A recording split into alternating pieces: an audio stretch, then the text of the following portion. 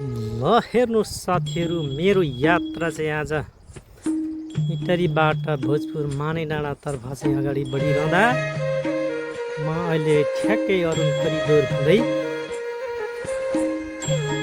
अधेरी घाटको पुलमा आइसकेको छु। र यो अधेरी घाटको पुल आउनुभन्दा धनकुटापट्टिको साइड यो बाटो आउँदै आउँदै आउँदै यहाँबाट हेर्न सक्नुहुनेछ। यो पक्रिबास नगरपालिका हो भने यहाँदेखि यसो आएपछि यो पुल आइपुग्यो। यो पुल चाहिँ भन्नुहुन्छ भने ट्याक्कै यो झोलुङ्गे पुल हो, अँधेरी घाटको पुल। पहिले हाम्रा पिता पुर्खाहरू यो बाटो हुँदै हिलेबाट चाहिँ नुन ल्याएर चाहिँ हामीलाई खुवाउने गर्नुहुन्थ्यो। यो देखिएको अरुण नदी हो र यो देखिएको पारीको भोजपुर हो। अहिले म यही पुलबाट चाहिँ बाइक तारेर म चाहिँ भोजपुर जानेछु। यो अधेरी घाटको पुल हो, हेर्नु होला है। अधेरी घाटको पुल यस्तो छ।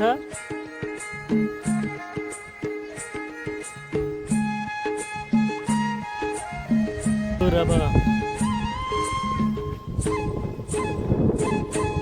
यही भिर हुँदै यही भिरको बाटो हुँदै यो भिरको बाटो हुँदै उँधो उँधो उँधो उँधो लगेर चाहिँ यता जुन योजना छ यता वरिपरि यो धनकुटाको क्षेत्र हो। म अहिले धनकुटामा छु र यो भोजपुरको पुलको पारिपट्टि पोखरी टार हुन्छ।